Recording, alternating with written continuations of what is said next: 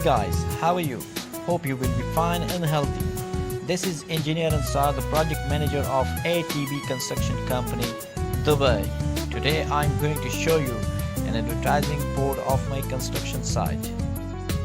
If you look at the advertising board, you can see that it is comprised of three portions. First top portion includes the department name which is responsible for its construction and finalization from government side. Here the name of the department is Muhammad bin Rashid Housing Estate Dubai Municipality. The second portion includes the location of the construction site, having plot number, land number and the name of the project.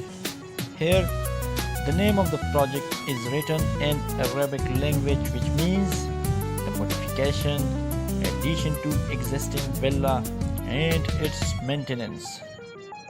The third portion includes the name and details of construction company. Here for your kind information, if engineering consultant is involved, then its name and details would have been included between the construction company portion and the project location portion. Here no consultant firm is involved.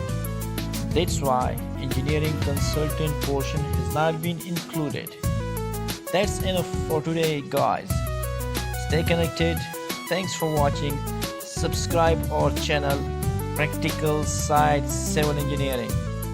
Goodbye guys.